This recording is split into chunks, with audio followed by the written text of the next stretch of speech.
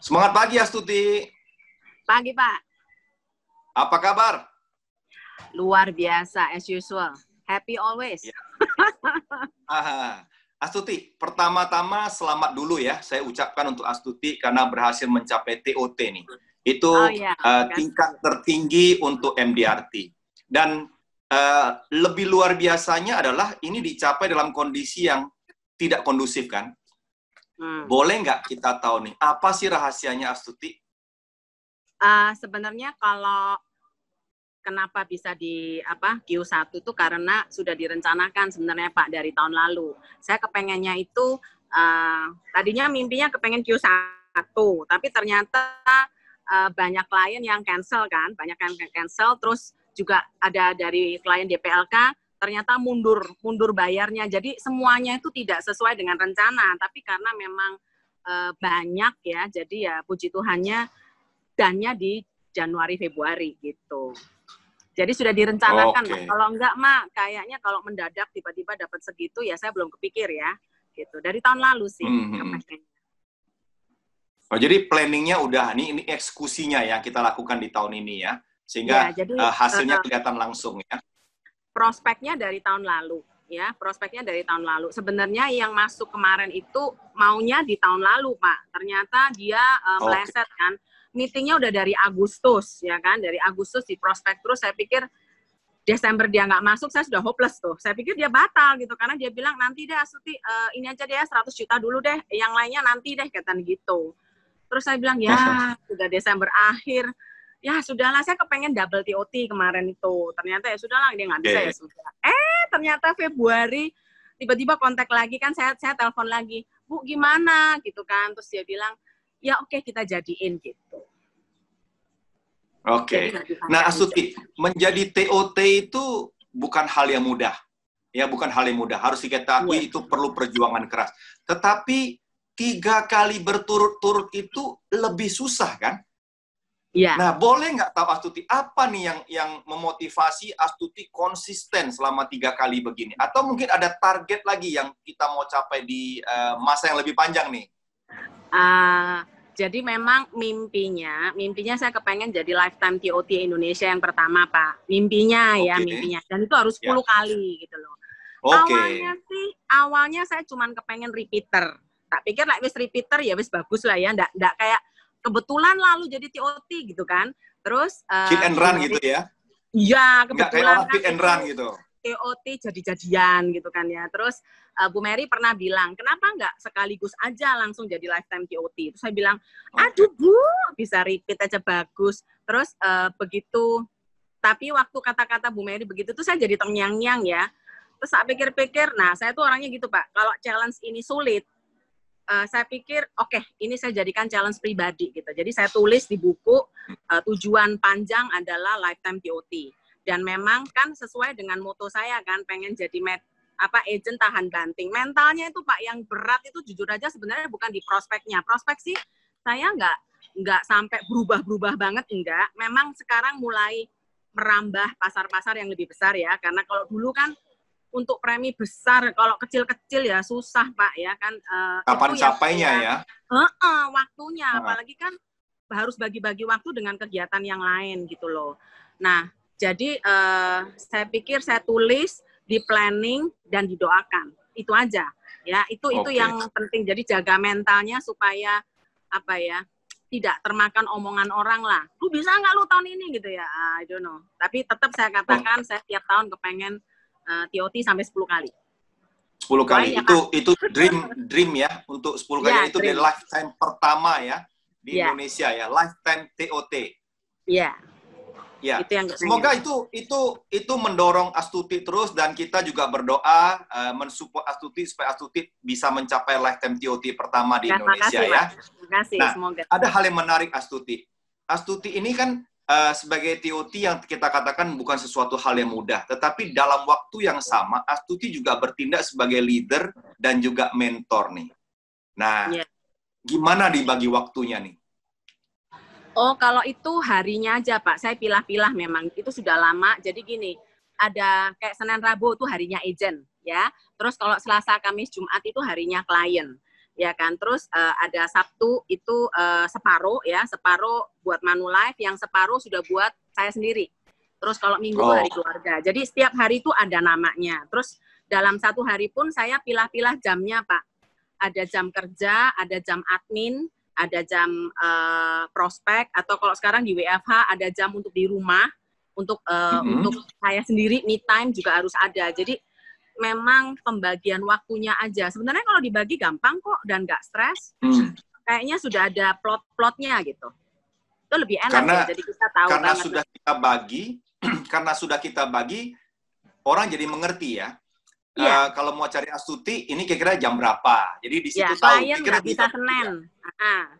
Jadi contoh klien nggak bisa Senin. Kalau agent, kadang-kadang kalau saya lagi prospek Selasa atau Kamis, ya jangan cari saya hari itu, Senin apa Rebo gitu. Jadi supaya enak gitu loh. Jadi udah ada kalendernya nih ya, dikasih tahu ke tim juga seperti begitu ya? Ya. Terus ada menti sekarang kan. Jadi sekarang jamnya yang diperketat. Pagi kan banyak, ada star, ada macam-macam kan. Namanya juga jam 2.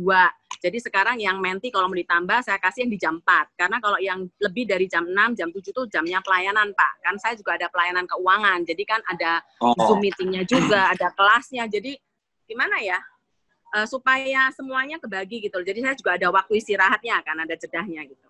Manajemen waktu, Pak, intinya. Bicara mengenai Astuti sebagai seorang MDRT dan seorang TOT, boleh nggak kita tahu berapa banyak sih tim Astuti di directnya Astuti yang jadi MDRT atau COT atau TOT, dan berapa sih di seluruh total timnya Astuti yang mencapai MDRT? Kalau di tim saya sendiri direct nggak banyak ya, jadi satu TOT di bawah saya ada sama COT, ya kan. Terus kalau yang di MDRT itu cuma 5-6 orang, Pak, gitu ya. Tapi istilahnya gini, untuk mendapatkan bintangnya itu kalau di tim saya masih kecil, Pak. Saya justru itu kenapa saya tekankan di tahun ini saya kepengen rekrut dan memperbanyak tim. Karena saya percaya kalau semakin banyak, tingkat persaingannya makin sehat tuh, gitu. Lebih enak gitu kan. Agent itu kalau dipasang-pasangkan atau di target terus di challenge gitu lebih kebakar gitu loh. Tapi kalau di menti sudah 10 orang sih, sampai Q2 ini sudah 10 orang yang mencapai MDRT. Mentinya Astuti sudah ada 10. Good. Kalau menti, kalau tim direct beda. Kan beda-beda, Pak. Iya.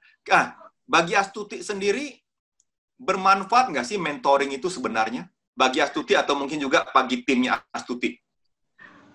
Kalau saya bilang, kalau bagi saya ya, mentoring MDRT itu kayak motivation stabilisator. Stabilizer. Jadi saya gini, kalau motivasi saya lagi turun, saya tuh harus ingat, kamu mentor loh, jangan loyo loh, menti itu lihat tuh. Kan jeda tuh kayak dijagain gitu dengan pekerjaan kita. Terus juga jadi kompas ya, Pak. Kompas artinya tujuannya jelas, TOT. Tujuannya ini jelas, COT gitu. Jadi kita lebih gampang untuk mencapai ke arah sananya tuh lebih gampang. Karena kenapa? Tertulis, tahu angkanya, dan tahulah jalannya. Jadi nggak kayak ngambang-ngambang, aku kepingin ini gini. Nggak, jelas gitu, tertulis. Jadi bagi saya mentoring MDRT itu bagus. Terus saya juga ter-challenge ya sebagai mentor. Kamu nanti dicontoh loh. Jadi kamu harus terus berubah.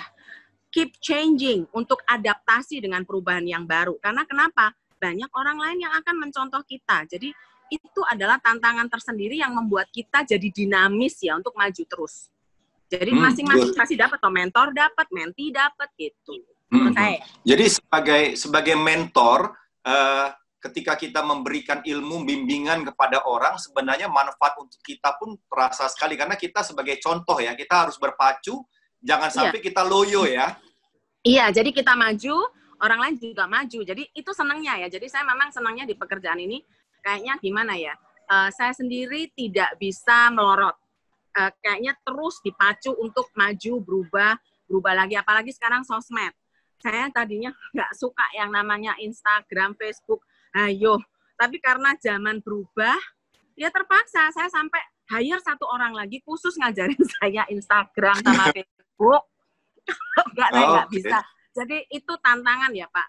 Kan orang udah bilang kalau udah usia mau kepala 5, paling Instagramnya dedel duel gitu. Saya nggak mau gitu. Jadi saya belajar lagi gitu. Baik, terakhir nih Astuti, dalam kondisi yang banyak orang merasa ini tidak kondusif, ya, mereka membenarkan hal-hal yang membuat orang tidak berprestasi. Dan Astuti bisa menunjukkan bahwa dalam kondisi apapun, itu bisa mencapai prestasi asal kita konsisten. Astuti bisa kasih pesan-pesan nih untuk teman-teman kita di seluruh Indonesia supaya mereka juga bisa sukses seperti Astuti. Kira-kira apa, Astuti? Gini, teman-teman semua ya, terimalah kondisi ini dengan happy. Terimalah dengan bersyukur, grateful, ya kan? Terus jadi simple aja. Lakukan kayak kita kalau misalnya kepengen diapain nih sama orang. Saya senang kalau saya disapa. Misalnya gini, Astuti, semoga kamu selalu sehat ya, Astuti, dalam perlindungan Tuhan. Saya senang banget dong saya didoakan sehat. Nah, just do it untuk others. Lakukan itu juga untuk orang lain gitu loh. Jadi nomor satu, bersyukur dulu dengan kondisi ini. Kalau nggak bisa menerima kondisi new normal ini ya sampai jelek ya gimana ya Pak ya? Karena tidak bisa menerima kondisi yang sudah ada. Kalau kita sudah bersyukur, otomatis kita happy. Waktu kita happy, kita nyentuh orang juga happy gitu loh. Tinggal kita perbaiki cara kita presentasi, cara kita menyapa orang. Jangan ruwet, jangan ribet. Jadi teman-teman sekarang kalau bagi saya lebih senang banget loh dengan kondisi WFA. Satu, saya tidak dituntut harus ke klien yang tempatnya ngalor ngidul kalau di Jakarta berapa jam itu, ya kan? Terus yang kedua, klien juga senang kan didoakan di awal, ditutup juga dengan doa. Jadi saya kalau nyapa klien, Pak, saya doain di awal, ditutup saya juga bilang terima kasih, semoga Ibu selalu sehat ya. Nah, klien happy gitu kan ya. Terus dengan begini banyak case yang masuk. Dulu saya paling ya case-nya 2 sampai 5 lah. Sekarang kan bisa 10, 15, jadi kan banyak gitu. Jadi kalau di WFH ini menurut saya happy lebih produktif. Ya, lebih terus produktif bisa malah. di rumah seperti yang saya mau, ya kan? Saya bisa di rumah, bisa ngurus anak-anak, terus nata rumah. Saya senang nata rumah ya. Nata nggak kelar-kelar, ya kan? Sambil nata, sambil prospek, jadi semuanya dapat. Oke, Astuti, terima kasih banyak atas waktunya, ya. Terima kasih banyak atas motivasi dan juga sharingnya. Dan semoga ini semua bisa menginspirasi teman-teman di seluruh Indonesia. Kita berdoa nih, Double TOT tahun ini segera tercapai. Amin, amin. Iya, Pak. Ya, dan ya. lifetime TOT-nya juga tercapai. Ini perlu konsistensi. Ini baru tahun ketiga. Kita berdoa 7 tahun lagi. Tetap semangat dan kita bisa capai. Oke, terima kasih.